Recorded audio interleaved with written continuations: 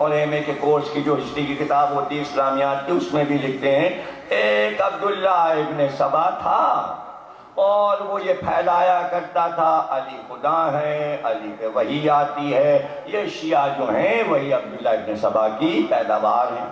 ہمارا کیا تعلق عبداللہ ابن سبا سے؟ ارے وہ نصیر تھا، وہ تبلیغ کر رہا تھا، پتہ تو لگاؤ کہ وہ نصیری کیوں بنا، اس نے نیا فرقہ کیوں بنایا، لوگ بڑھتے کیوں چلے گئے؟ پہلے 13 تھے، پھر 1300 ہوئے، پھر 13,000 ہوئے، اتنے ہوئے کہ ملک شام بھر گیا، وہاں سب آباد ہو گئے جا کے۔ ابھی گفتگو کریں گے کہ شام میں کیوں آباد ہوئے، کہیں اور کیوں نہیں جا کے آباد ہوئے؟ یہ کون سی جگہ ملی نصیریوں کو آبادی کے لیے؟ شام میں، دمشق میں، سیریا میں کیوں جا کے آباد ہو گئے یہ نصیری؟ ابھی بات کرتے ہیں کہ اس ملک کا انتخاب کیوں کیا؟ علی کو پتہ چلا، علی نے کہا نصیر کو بلاؤ، نصیر کو بلایا گیا، مولا علی نے کہا توبہ کر، اپنے عقیدے سے توبہ کر، میں خدا نہیں ہوں، میں اللہ کا بندہ ہوں، میرا رب اللہ ہے جس کی میں عبادت کرتا ہوں۔ کہا نہیں، میں تو پہچان چکا ہوں آپ کو، آپ بشر کے روپ میں خدا ہیں، اور جتنے کام آپ نے کیے ہیں یہ خدا کے علاوہ کوئی کر نہیں سکتا، ساری شان آپ میں خدا کی ہے، اس کائنات پر آپ کا حکم چلتا ہے، میں آپ کو ہی خدا مانتا ہوں۔ علی نے پھر سمجھایا، کئی بار بلایا، کئی بار سمجھایا، آخر میں تلوار نکالی اور کہا اگر اب تو باز نہ آیا اپنے عقیدے سے تو علی تجھے قتل کر دے گا۔ اس نے کہا قتل کر دیجئے، اس لیے کہ خدا جس کو چاہتا ہے مارتا ہے، جسے چاہتا ہے زندہ قتل کر دیجئے، قتل کر دیجئے۔ علی نے تلوار نکالی اور اسے قتل کر دیا، سر کاٹ دیا اس کا، نصیر کا سر کاٹ کے علی واپس اپنے خیمے میں گئے۔ شور ہوا، نصیر مارا گیا، نصیر مارا گیا، وہ جو بدعقیدہ تھا علی کو خدا کہتا تھا وہ مارا گیا، علی نے اسے مار دیا۔ جب شور ہوا، عبداللہ ابن عباس علی کے چہیتے شاگرد باہر آئے اور اس کی لاش کو دیکھا اور کہا کہ علی کو سمجھانا چاہیے تھا، جلدی مار دیا، شاید باز آ جاتا، حجت تو تمام کرتے۔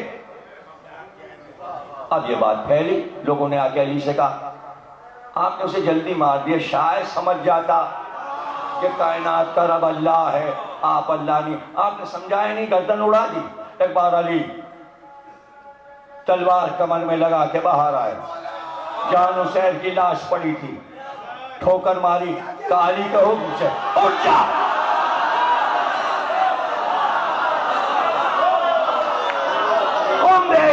اٹھ جا۔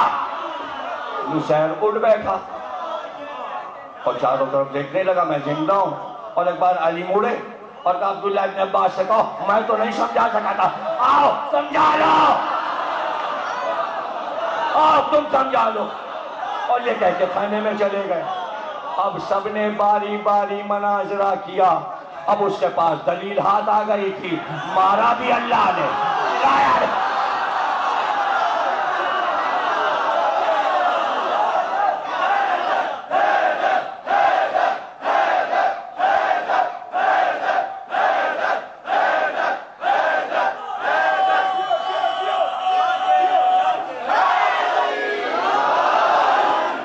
حجت تمام کرو، حجت تمام کرو۔ اب یہاں پر غور کرنے والی بات یہ ہے کہ یہ اعتراض علی پر ہو کہ حجت تمام نہیں ہوئی تو اس کے معنی مشکل گھڑی ہے، حجت تمام ہونے کی کوئی سعد مقرر ہے، ورنہ علی کے لیے مشکل تھا حجت تمام کرنا، نہیں سمجھے، ایک سیکنڈ میں حجت تمام کر دیتے، نہیں کوئی سعد مقرر ہے کہ دلیل خود بخود آئے گی اور اس وقت علی اعلان کریں گے، اور وہ وقت آ گئے۔ آپ نے کہا سمجھا لیا، سب نے سمجھا لیا، کیا ہوا؟ کہا نہیں وہ تو اب تک یہی کہہ رہا ہے علی میرے رب علی میرے خدا ہے. کلاؤ اس کو درخت میں سامنے باندھ دو, چاروں لکڑیاں جمع کرو, آگ لگا دو, اسے خاک کر دو جلا کر. اس نے کہا آپ میرے اللہ ہیں, جو چاہے کریں, آپ مارتے ہیں, آپ جلاتے ہیں, لیکن میری آخری وصیت. کہ کیا ہے تیری آخری وصیت؟ کہ میرے قبیلے والوں, میرے گاؤں والوں کو بلوا دیا جائے. علی نے حکم دیا اس کے سارے گاؤں والوں کو, دیہات والوں کو بلا لو, اس کے قبیلے والوں کو بلا لو, سب آ کے جمع ہو گئے. جب سب آ کے جمع ہو گئے, اس نے خطبہ دیا, تقریر کی. کہا اے میرے عزیزوں, رشتہ داروں, میں تو مارا جاؤں گا, لیکن میں تمہیں وصیت کرتا ہوں اپنے رب کو پہچان لو, یہی علی تمہارا رب ہے. نصیری پڑھنے لگے, نصیری پڑھنے لگے, اور اس نے آخری جملہ چلنے سے پہلے یہ کہا یہی تمہارا رب ہے, یہی تمہارا رب ہے, یہ کبھی نہیں مرے گا. جیسے ہی اس نے یہ کہا علی مسکرائے, دلیل آئی. علی کے بعد دلیل آئی. اس نے مسجد کوفہ میں جب ضرورت پڑی تو کہا پشتوں میں رب الکعبہ. آج علی کامیاب ہو گیا, آج علی کامیاب. اگر علی شہادت کو نہ پسند کرتے تو کائنات میں ایک ہی خدا ہوتا. شہادت کو پسند اس لیے کیا, میں نہ رہوں تو رہے, میں نہ رہوں تو رہے. تو اللہ نے کہا نہیں نہیں, میں بھی رہوں تم بھی رہو, میں بھی رہوں تم بھی رہو. اب لوگوں کو ہوئی گھبراہٹ, نصیری بڑھنے لگے, بڑھتے بڑھتے عراق سے نکلے, نکل کے شام پہنچ گئے. یہ شام کیوں گئے؟ نصیریوں کو یہ خبر دی گئی کہ جسے تم اللہ مانتے ہو وہاں شام میں اس علی پر تبرہ ہوتا ہے. وہ اپنی توحید بچانے شام گئے تھے.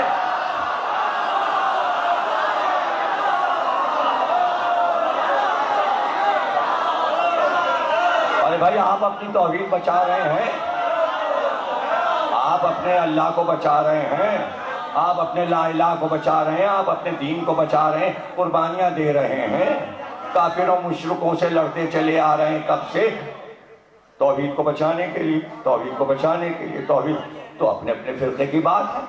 جس نے جسے رب مانا اس نے بچایا. اللہ تو نمرود بھی بنا تھا, فرعون بھی بنا تھا, شداد بھی بنا تھا, لیکن بنا تھا.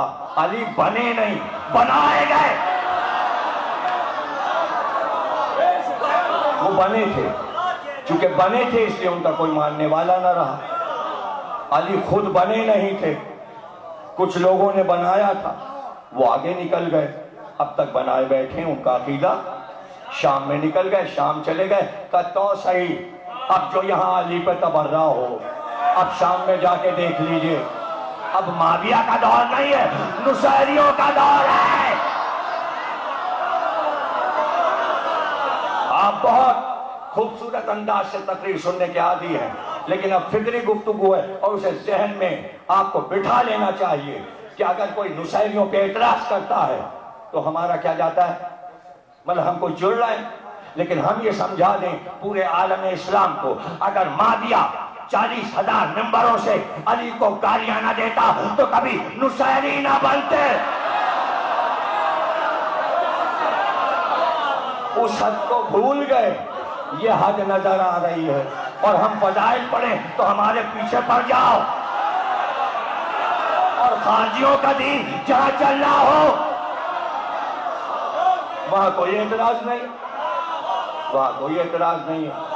اور آپ کریں گے کیا ان کا, اس لیے کہ انہوں نے اپنا حاکم بنا لیا. بشار الاسد نصیری ہیں, ان کے ابا حافظ الاسد نصیری, پوری فوج سارے نصیری, سب نصیری. اور ان کا عقیدہ لیا, بچے کو پھینک دیا, بچ جا اگر علی کا ہے, مر جا اگر دنیا کے اللہ کا ہے, تبھی تو زندہ. وہ علوی کہلاتے ہیں. اچھا ان کا بڑا احترام ہوتا ہے, اس لیے کہ زیارت کرنے بھی آتے ہیں حضرت زینب کے روضے پہ، جناب سکینہ کے روضے پر، حکومت ان کی ہے، اور اندر سے علی کو خدا مانتے، تو ان سے کون چھڑوائے گا؟ کبھی وہ شاہ عبداللہ سے ملنے چلے جا رہے ہیں، کبھی کویت کے حاکم سے ملنے جا رہے ہیں، کبھی امارات جا رہے ہیں، جاتے سب سے ملتے ہیں، ہاتھ ملاتے ہیں، بیٹھتے ہیں، باتیں کرتے ہیں۔ کوئی بادشاہ یہ نہیں کہتا عقیدہ چھوڑ دو، علی کو خدا کا مانو۔ پتہ ہے اپنے ملک کا حاکم ہے، مان رہا ہے تو اپنے ملک میں مان رہا ہے۔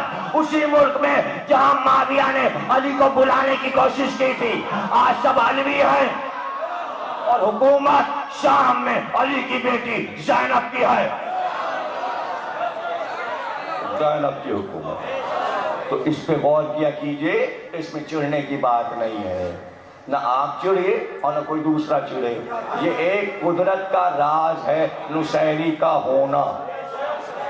یہ جواب ہے اس بات کا کہ علی ایسی ہستی پر تبرہ کیا گیا، اس کا جواب ہے کہ جو خدا مثال تھا اس پہ تبرہ، یہ جواب ہے تبرہ بازی کا جو علی پر ہوا۔ اس کا جواب ہے کہ علی کو تم نے سمجھا کہاں؟ اگر علی اپنے آپ کو ظاہر کر دیتے، جملہ لے لو، اگر علی اپنے آپ کو ظاہر کر دیتے تو نصیری کیا، وہابی، اہل حدیث،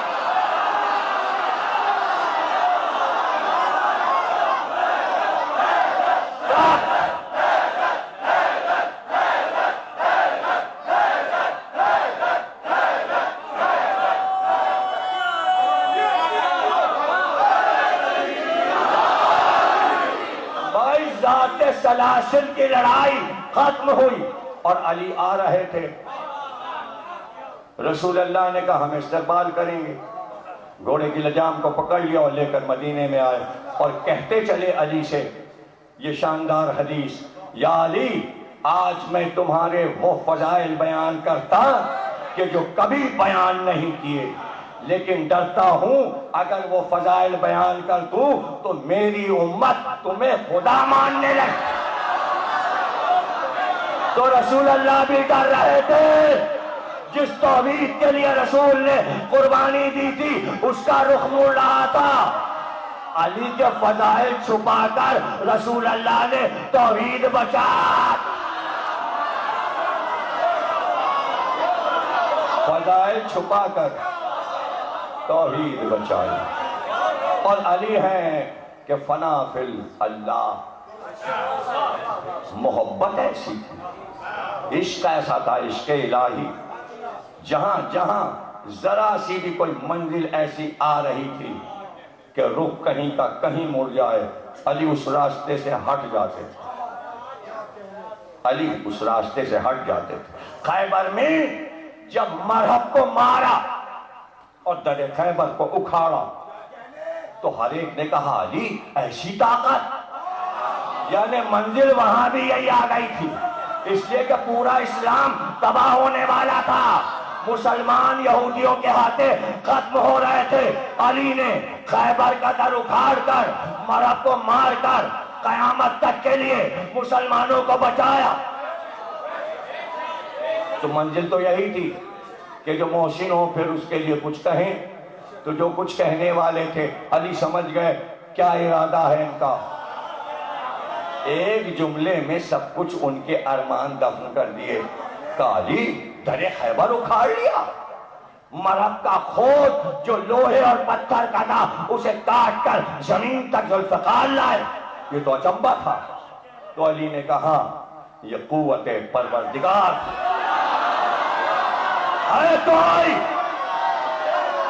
ہے کوئی اللہ کا ماننے والا علی جیسا کہ اپنی ہر بات کا کریڈٹ اللہ کو دیتا جاتا ہے اور توحید کو بچاتا جاتا ہے۔ ہم سے کہہ رہے ہو کہ ہم علی کو خدا مانتے ہیں،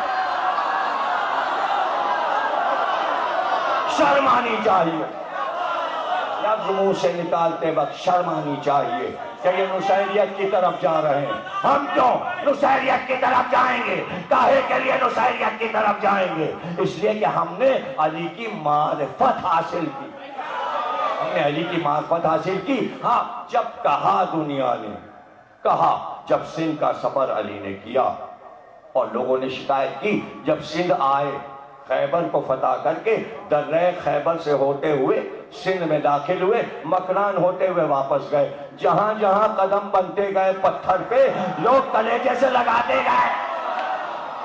اب یہ تو سندھ کی عقیدت تھی کہ ہر جگہ قدم شریف، مولا علی قدم شریف، انہیں قدم ملے، انہوں نے لگا لیا، درگاہیں بن گئی۔ یہ ہے میرے علی کی شان۔ پتھر اٹھا اٹھا کے لوگ اس حیدرآباد سے اس حیدرآباد تک گئے۔ کہاں کہاں علی کا سفر ہے۔ شارجہ میں بھی ایک جگہ بنی ہوئی ہے پہاڑی پر، قدم شریف علی مولا، وہاں بھی پتھر پہنچا ہوا ہے، جو پتھر سے گھبراتے ہیں۔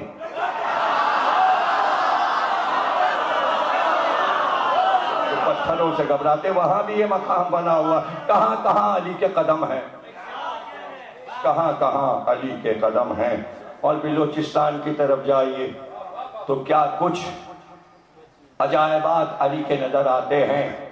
یہ سب مظہر العجائب کے عجائبات ہیں، اور ان ساری منزلوں سے علی کتنی آسانی سے گزرے۔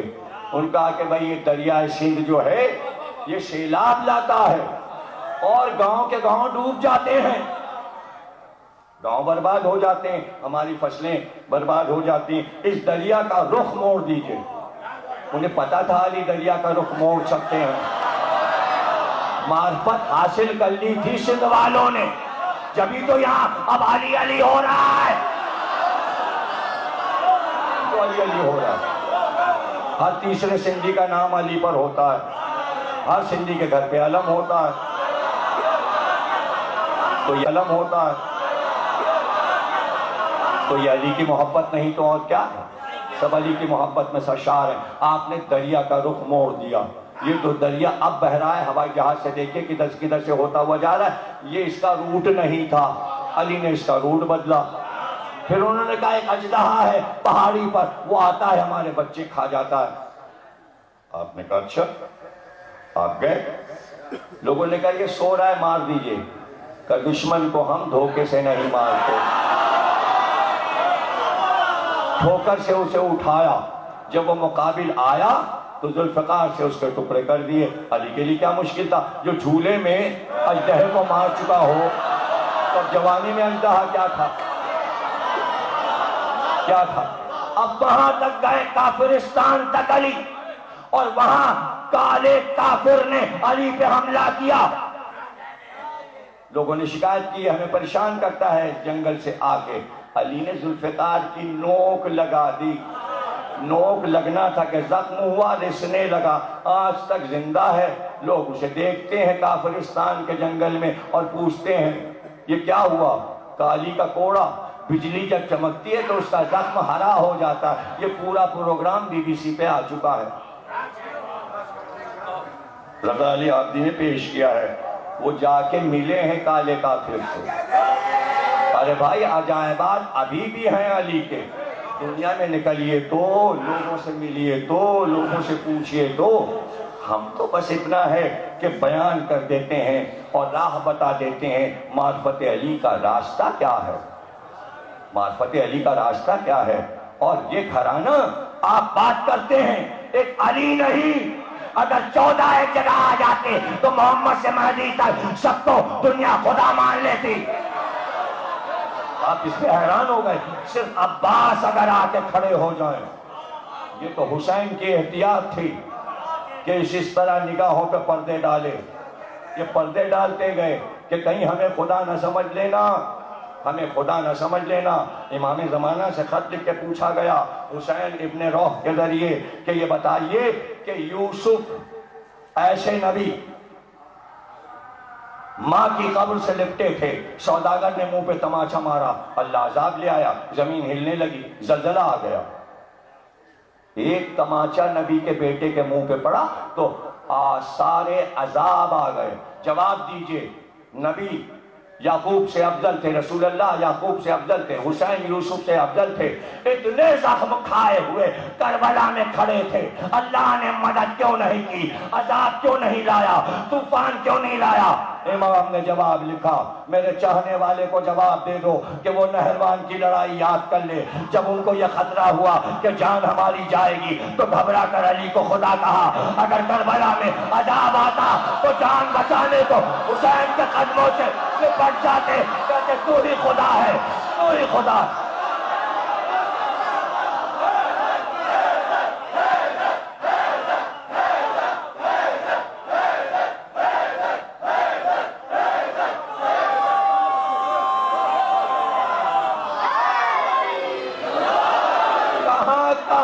خدائی کو بچایا ہے۔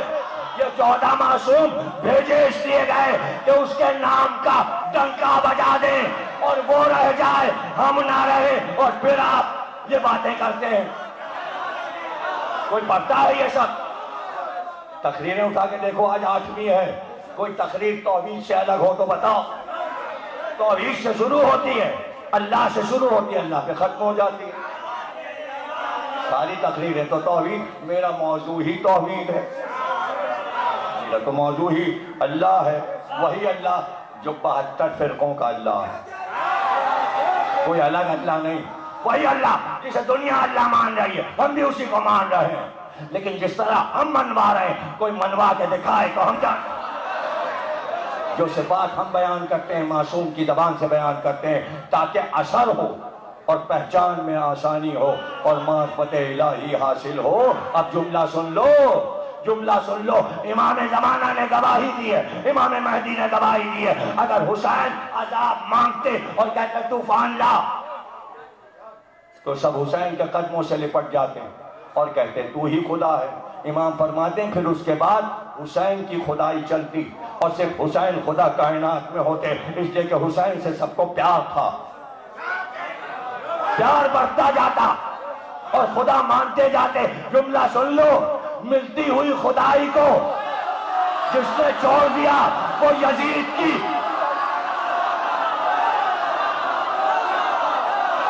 حکومت لینے گئے تھے، حکومت لینے گئے تھے، حکومت کے لیے لڑنے گئے تھے۔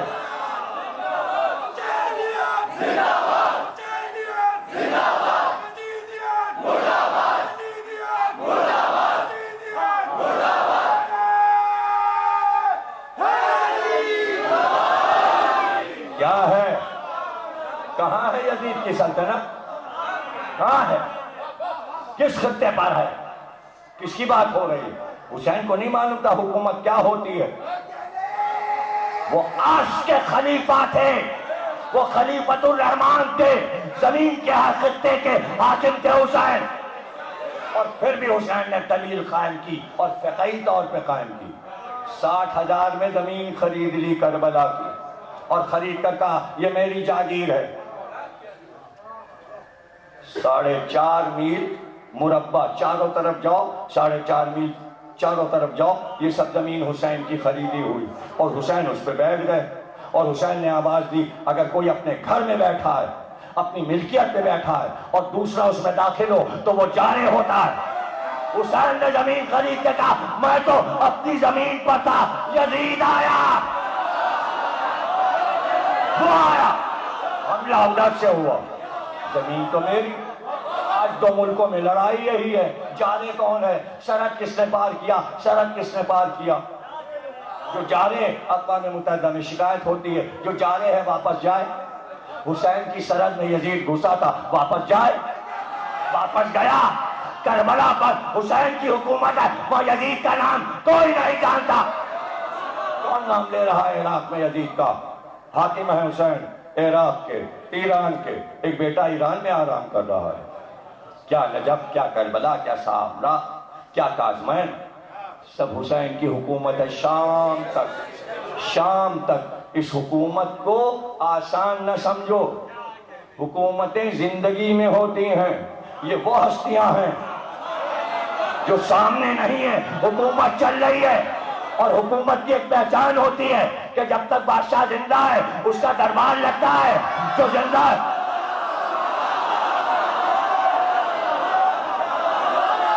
مردہ لوگوں کے لیے اس طرح نہیں بیٹھا جاتا۔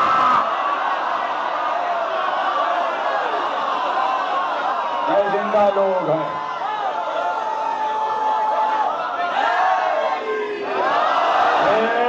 کیا لوگ ہیں، کیا لوگ ہیں.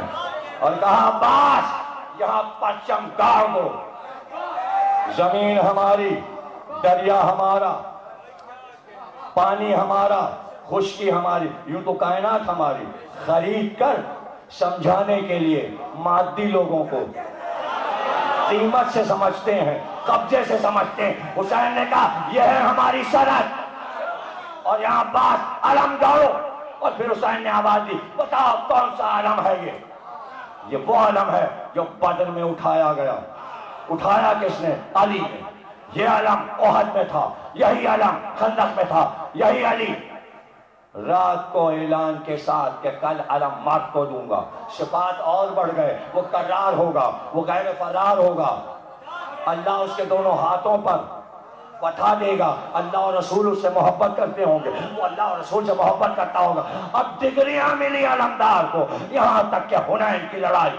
اور پھر وہ پرچم 25 برس تہ کر کے رکھ دیا گیا. پھر جمل میں کھلا، پھر صفین میں کھلا، پھر نہروان میں کھلا، اور پھر تہ کر دیا گیا. اب یاد رکھنا بدر سے نہروان تک علم علی کا، نہروان سے کربلا تک علم علی کا، کربلا سے قیامت تک علم عباس.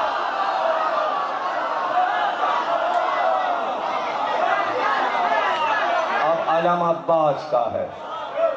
اب علم کی تشریح ہو جائے، معرفت کے ساتھ اٹھایا کرو. علم کی عظمت جانتے ہو کیا ہے؟ وہی علم ہے جو شیش کو ملا تھا، جبریل لائے تھے، وہ ابراہیم تک آیا، ابراہیم نے اس کا پرچم کھولا. وہ علم موسیٰ تک آیا، سلیمان و داؤد تک آیا. پھر اس کے بعد جب عرب میں آیا، عدنان کو ملا، اس کی نسل کو ملا. قصی تک آیا، مکہ فتح ہوا، یہی علم ہاشم کو ملا، عبد المطلب کو ملا، ابو طالب کو ملا، محمد کو دے دیا، محمد نے علی کو دے دیا، بدر میں دے دیا، خندق میں دے دیا، خیبر میں دے دیا، حنین میں دے دیا. وہی علم تہ کیا ہوا تھا جو عباس کو کربلا میں ملا. کربلا کے بعد سید سجاد نے تہ کر لیا. اب 5ویں امام کے پاس آیا، پھر 6 امام کے پاس، پھر 7ویں امام کے پاس، پھر 8ویں امام کے پاس، پھر 9ویں امام کے پاس، پھر 10ویں امام کے پاس، پھر 11ویں امام کے پاس. آج وہی علم امام مہدی کے پاس ہے. جب ظہور کریں گے تو عباس کا پرچم کھولیں گے، عباس کا پرچم کھولیں گے. وہی ذوالجناح جس پہ حسین سوار تھے. جہاں نماز پڑھتے ہیں وہیں علم پھریرا لپٹا ہوا ایک کونے میں استادہ ہے. اور حدیث یہ ہے کہ جیسے ہی ظہور کا حکم ہوگا عباس کا پرچم خود سے کھلے گا. علم بھی معجزہ، ذوالجناح خود آئے گا، آ کے مصلی کے پاس ٹھہرے گا، مہدی سوار ہوں گے. گھوڑا بھی معجزہ، تلوار بھی معجزہ، علم بھی معجزہ. معجزہ نہ ہوتا تو 1400 برس سے جگہ جگہ نظر آتا. اب لوگ پریشان ہوتے پٹکا کیا ہے، پنجا کیا ہے. یہ تو فرانس والوں سے پوچھو جنہوں نے پیرس یونیورسٹی میں پی ایچ ڈی کروائی ہے. صرف اس پٹکے پر، پنجے پہ پی ایچ ڈی ہو رہی ہے ورجینیا یونیورسٹی میں. آپ کہاں بیٹھے ہیں؟ پی ایچ ڈی ہو رہی ہے کہ اس کے اندر جو کچھ دکھایا جاتا ہے اس کی تاریخ کیا ہے، علاوہ اس کے کہ جو کام 1400 برس میں ہوا ہے، کبھی سونے کے تاروں سے، کبھی چاندی کے تاروں سے، کبھی ریشم کے تاروں سے. اس کے مقصد بتائے گئے. اس میں حسینیت کے کتنے راز پوشیدہ ہیں. لوگ سمجھتے پنجا، ارے پنجا سمجھ میں نہیں آتا. ہاتھ ہاتھ ہاتھ، پورا ہاتھ جس کے نشان لیے جاتے ہیں ایسے کر کے. پہلے انگوٹھا، اب ہاتھ. پورے ہاتھ کی تلاش ہے اس کے اندر کیا کیا ہے. سب کمپیوٹر میں پڑا رہتا ہے، وہ دیکھ لیتے ہیں اس کے پاس کیا کیا ہے، یہ کون ہے، دہشت گرد ہے، شریف ہے، بدماش ہے. ہاتھ میں راز ہے، ہاتھ میں راز ہے. جب ہاتھ میں راز ہے تو اگر توحید کا ہاتھ ہو، اس میں توحید کے راز چھپے ہیں. دیکھنے میں اللہ لکھا ہے، کہنے کو پنجا ہے، لیکن اسی میں پنجتن بھی سمائے ہیں. اسی میں ایک ایک انگلی سے لکھتے جاؤ تو محمد علی، فاطمہ، حسن، حسین بھی لکھ جاتا ہے. اب رہ گیا یہ کہ سمبل کاہے کا ہے. سنو سمبل کاہے کا ہے، یہ ہاتھ کا نشان ہے، یہ ہاتھ کا نشان ہے. عباس کے علم میں پرچم تھا، پھریرا تھا، مشق سکینہ تھی، پنجہ آیا۔ پنجہ کیوں آیا؟ پنجہ لانا لازمی تھا، اس لیے کہ پوری لڑائی پنجے کی تھی۔ یزید نے حسین سے کہا تھا اپنا ہاتھ میرے ہاتھ پہ رکھ دو، حسین نے کہا سر لے لے، میرا سر لے جا۔ اور اس کے بعد کربلا کے میدان میں خطبہ دیتے ہوئے حسین نے اپنا ہاتھ بلند کیا اور دونوں طرف ہاتھ گھما کر کہا بتاؤ میں یزید کی بیعت سے بری ہوں یا نہیں؟ تو چاہنے والوں نے اس بلند ہاتھ کو پرچم پہ بلند کر دیا، اب تک پکار رہا ہے بیعت نہیں، بیعت نہیں۔ آج 8 محرم ہے نا، تم تیار بیٹھے ہوئے ہو، یہ ہاتھ بلند ہو کے بتا رہا ہے ظالم کی بیعت نہیں ہوتی جب تک کہ علم اٹھتے رہیں گے۔ یہ احساس پیدا ہوگا کہ ظلم سے کیسے بچا جائے اور اپنی عزت نفس کو کیسے بچایا جائے، اپنے دین کو کیسے بچایا جائے۔ حسین نے یہ فیصلہ کیوں کیا کہ میرا سر لے جا لیکن ہاتھ نہیں ملے گا؟ اس لیے کہ حسین نے سر کو بھی دیکھا، ہاتھ کو بھی دیکھا۔ سر کو دیکھا، میں تنہا اس سر کا مالک ہوں لیکن یہ ہاتھ میرا ہاتھ نہیں ہے، اس لیے کہ قرآن میں آیت آئی تھی جب رسول اللہ کے ہاتھ پر بیعت ہونے لگی تو آیت اتری ید اللہ فوق ایدیہم، اے رسول یہ تمہارا ہاتھ نہیں ہے، یہ اللہ کا ہاتھ ہے اور اللہ کا ہاتھ سب پہ بلند ہے۔ اگر پنجہ بلند نہ ہوتا تو آیت کی تفسیر کیسے؟ اللہ کا ہاتھ سب پہ بلند ہے، نبی کا ہاتھ اللہ کا ہاتھ ہے، علی کا ہاتھ نبی کا ہاتھ۔ اب سارے اماموں کا ہاتھ محمد کا ہاتھ، محمد کا ہاتھ اللہ کا ہاتھ۔ حسین نے اپنے ہاتھ کو دیکھا، کہا یہ تنہا میرا ہاتھ نہیں ہے، یہ ہاتھ آدم کا ہاتھ ہے، یہ ہاتھ نوح کا ہاتھ ہے، یہ ہاتھ ابراہیم کا ہاتھ ہے، یہ ہاتھ موسیٰ کا ہاتھ ہے، یہ ہاتھ عیسیٰ کا ہاتھ ہے، یہ ہاتھ محمد کا ہاتھ ہے، یہ ہاتھ علی کا ہاتھ ہے، یہ ہاتھ حسن کا ہاتھ ہے۔ اگر میں نے اس ہاتھ کو بچا لیا تو آدم سے لے کر حسن مصطفیٰ تک سب کے ہاتھ بچ جائیں گے، اور اگر بیعت کر لی تو گویا آدم نے شیطان کی بیعت کر لی، نوح نے اپنی سرکش قوم کی بیعت کر لی، اور ابراہیم نے نمرود کی بیعت کر لی، موسیٰ نے فرعون کی بیعت کر لی، عیسیٰ نے یہودیوں کی بیعت کر لی، محمد نے ابو جہل کی بیعت کر لی، علی نے اپنے دور کے جاہلوں کی بیعت کر لی، حسن مصطفیٰ نے ماویہ کی بیعت کر لی۔ ایک ہاتھ بچا کر اٹھا کر بتایا، آدم کا ہاتھ بچ گیا، نوح کا ہاتھ بچ گیا، ابراہیم کا ہاتھ بچ گیا، موسیٰ کا ہاتھ بچ گیا، عیسیٰ کا ہاتھ بچ گیا، محمد کا ہاتھ بچ گیا، علی کا ہاتھ بچ گیا، حسن کا ہاتھ بچ گیا۔ اس لیے زیارت میں آواز دی گئی السلام علیکہ یا وارثہ آدم صفوت اللہ، یا وارثہ نوح نبی اللہ، یا وارثہ ابراہیم خلیل اللہ، یا وارثہ عیسیٰ روح اللہ۔ آدم کے وارث حسین کیوں؟ نوح کے وارث حسین کیوں؟ ابراہیم کے وارث حسین کیوں؟ موسیٰ کے وارث حسین کیوں؟ عیسیٰ کے وارث حسین کیوں؟ محمد کے وارث حسین کیوں؟ علی کے وارث حسین کیوں؟ خدیجہ کے وارث حسین کیوں؟ حسن کے وارث، فاطمہ کے وارث حسین کیوں؟ اس لیے کہ آدم کی نبوت بچائی، نوح کی نبوت بچائی، ابراہیم کی نبوت بچائی، ابراہیم کی خلت بچائی، موسیٰ کی حیبت بچائی، عیسیٰ کی روحانیت بچائی، محمد کا دین بچایا، علی کی خلافت بچائی، حسن کا خلق بچایا، سب کی عصمتیں بچائیں۔ ایک ہاتھ